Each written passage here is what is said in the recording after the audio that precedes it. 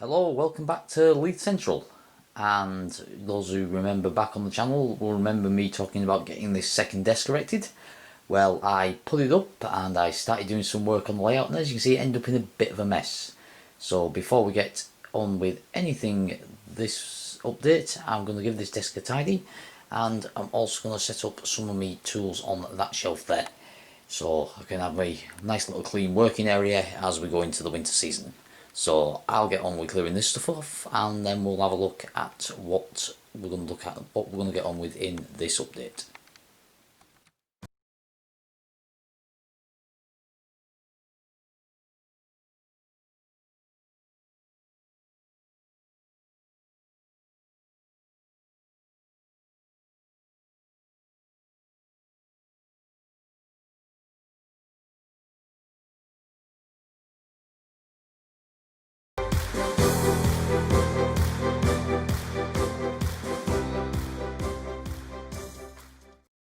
Okay, so as you can see, we have the desk cleared off, and we've got a good amount of dandelion and burdock to keep us going. And let's have a look at what we've got planned for this update. First off, the little platform signs I mentioned on the last update, these little platform 1, platform 2s, I'm going to fit them to the fencing on the end of platform 1 and 2, just a little detailing job to break up the monotony of all the paving slabs that I've been doing over the past 3 weeks. Also, I'm going to do some work on getting these 2 vans towards completions, finishing off the painting on the power van and getting couplings fitted to the back one and getting them transferring and ready for weathering. Also, the motor rail bay siding end is nearing the end of painting, so that'll get its final coat. And also the next section of edging for platform 1 is taking shape, so I've got some more embossed brick to fit to that and do the final painting before trimming off all these little lobules along the bottom with the Dremel and fitting it to the platform edge so I can continue with the cardboard and plastic. Also, while I was out and about getting myself some more plasticard and brick for starting on the main station building, which I know I mentioned in the last update, there's a lot of ballasting to do, there's some point motors to fit, and there's the road surfaces to put some gravel down on as well. Ballasting is tedious at the best at times, you might say. I mean, everybody's done a video on ballasting, everybody has their own way. I'm not going to bore you with another way. I'll show you how the ballasting's going, but I'm not going to film stone being poured onto the layout because I think everybody's seen quite enough of that over everybody's videos. But we'll keep you updated on how the ballasting and stonework's going, as well as the progress on the ongoing paving slabs. You can see I'm getting through quite a few of these Metcalf sheets, so I won't film those tedious tasks for you. But the other thing I picked up is I've got a set of these Will's shop fronts. You may remember from the mock-up earlier on the channel, I'm putting a set of these into the front of the shop. I may double this up to 4 looking at the space. I'll knock these 2 together shop front wise as a mock-up and see if I can fit 4 along the front. So I'll get working on them. And I also picked up this set of Pico building accessories for starting work on the main building. I'm going to start playing around with how to build the framework for that, similar to how they build buildings today actually, where I'm going to make a plasticard frame using this strip from Evergreen Plastics. They sell them in packs, and Station Cats wanting a word there. So I'm going to use the 3.2mm as the main frame, and then I've got some small 1.5mm there for putting bracing in and surrounds of windows and such, like giving the walls a thickness. But I picked up these Pico windows, doors and building accessories. So there's internal doors, there's external doors, and it's actually a really good kit. This really comprehensive double doors there, there's post boxes, grills. It's a really nice little kit, only about £4.50 I think that is, and there's even a bit of signal box externals there, which I'm going to use as some internal shelving maybe, or there's some interesting bits in that, so I'll have a play around with that and see how I'm going to use that. Drain pipes there as well. I've also got I've also done some got everything close to hand ready for the winter. So all my paints and everything are now on that top shelf, and I have my boxes of bits. The great boxes of bits that every modeller should have. In here we've got the fencing, we've got snow ploughs, couplings, you know, every such like that you just don't throw away. So everything's now close to hand on to the workbench, and the layout is just over behind you, and eventually it will lead round and come up to about here. It'll come round to about here. This is where the layout will finish. I may curve it round onto this wall as well, just to give us an extra length on the fiddle yard. With this new the other addition is this new adjustable lamp that the missus found that in the charity shop for a tenner. Always worth having a nip into your local charity shop. You never know what you're gonna find. Found this lamp going cheap, and that's completely adjustable. You can bring it in really close over a model, or just have it overhead. So that's gonna be really useful. Of course, we've got the model turntable all set up on the desk as well. Bits down here, bits in the drawer. Basically everything now close to hand to crack on and get some modelling done on Leith Central. So let's get on with a few tasks around the Leith Central, shall we?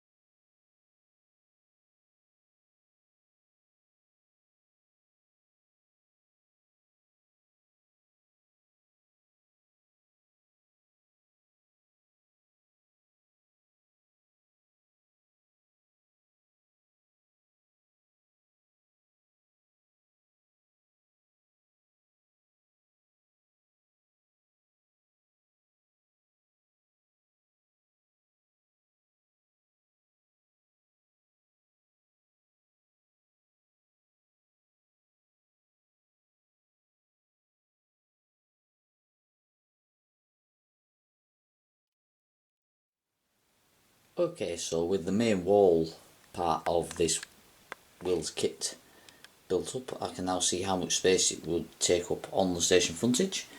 As you can see there, it takes up about half the space with the two, and I'm not wanting to take up this full frontage here, as I'm wanting to put doors and extra things. Like this is going to be like the back of the ticket office here, and then you've got the thinner piece at this end, which wouldn't really be shops. That's sort of like access for like a stairwell going to the next level.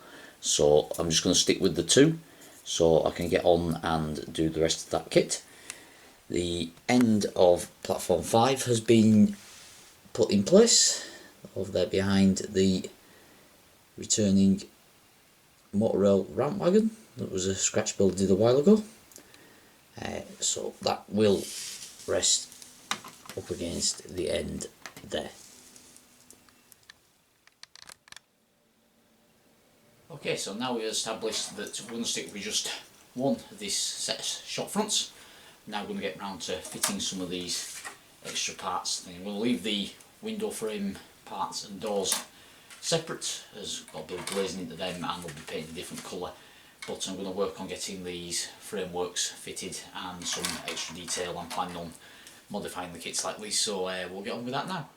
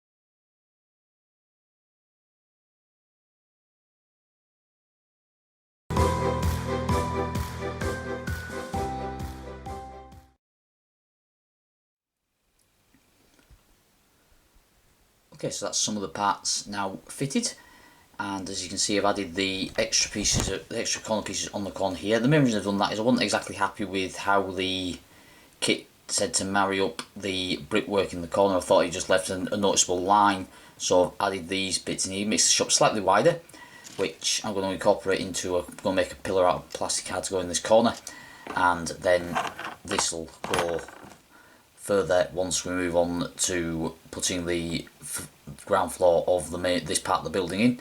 So that's about as far as this can go on this video. So let's move on to the next task for this update.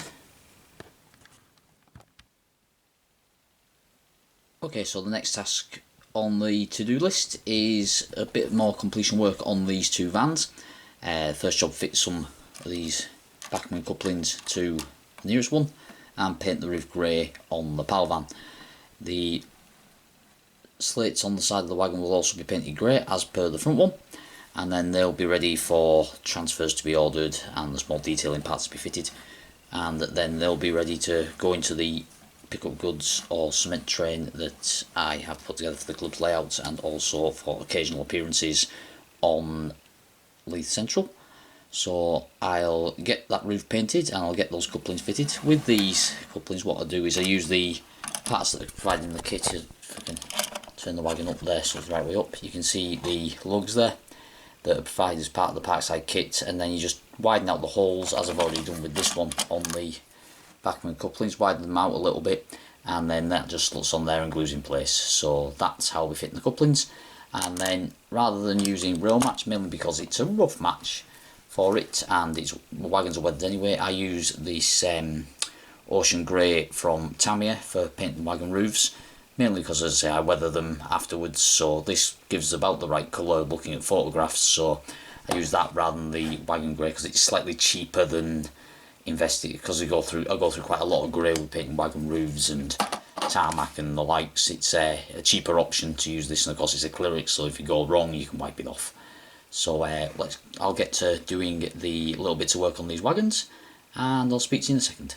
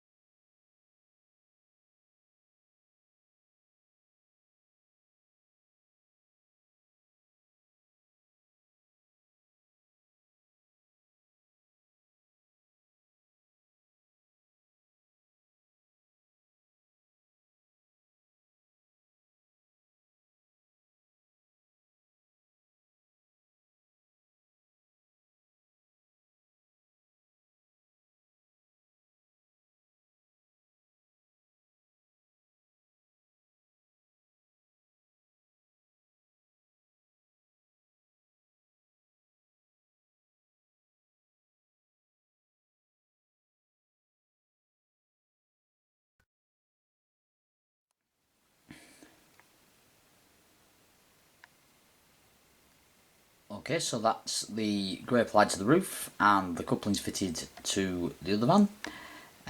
Just to address a question really, a few people have asked me why I brush paint my wagons, especially my steam era wagons, rather than using an airbrush. Two reasons really. One, I do not possess an airbrush and I've never really got into airbrushing, but the other is if I take it to this van behind while that one dries, is, as you can see on the plywood, it gives it a worn, you can get a good worn effect by using two brushed coats, one in either direction. That one in the background still needs its crossways coat on the roof. What I usually do is I go end to end on the wagon and then I go across, so the top layer of where the brush strokes are would be where rain would run off the wagon. I try and follow rain lines with where I paint, and then these will be weathered over the top. So the couplings are also fitted on that one. The other thing I do is I paint these little boards into grey rather than black, just basically something like they've had chalk rubbed off them quite a few times, and then we're weathering over the top. They do look the part. So that's two more wagons almost complete, just one roof paint job to do, and then they'll be ready for working within my freight trains. So let's have a look at what else we can get on with, and I'll just position these on the layout and get a couple of photos.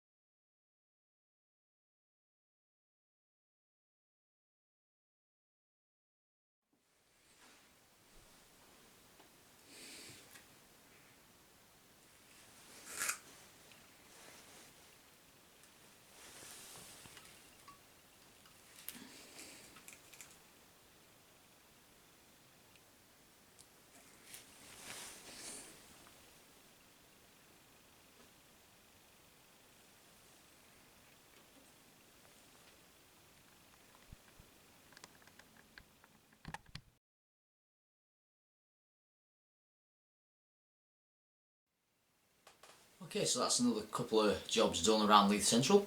I'll leave the update there this month, and as you can see, the Duchess is on the desk turntable, which can only mean I'm finally getting round to doing the review, and I'll get the review put together over the coming week, take it down to the club. We've got one of our 016.5 layouts set up at the moment, which does have double O gauge tracks, so I'll get some running shots of it on there. There are some areas that do look double O you wouldn't believe, but we can get away with running double O locals on there, so we're going to get some running shots of it on that, and we'll put a bit of load behind it, see how it goes. We'll also have a look at the detailing and the new, as I say, this is the later Duchess with the modified back pony truck, so we'll take an in-depth look at that in the next review feature, and I'll get on with finding out what jobs to do next on Leith Central. Thanks for watching. Hope you're enjoying the channel. Please like, share, subscribe. There is a Facebook group for Leith Central. If you want to join on there, give it a like, and we'll go on with things on there. There's regular photos on there. I hope you've been keeping track of them over the summer. But as you can probably hear in the background, it's time for me to go and feed the cats. So I will go and give the cats the dinner. I'll have my dinner myself, and I'll leave you with some more videos from the rail side of things. Go and enjoy those videos, and I hope to see you again soon. Cheers.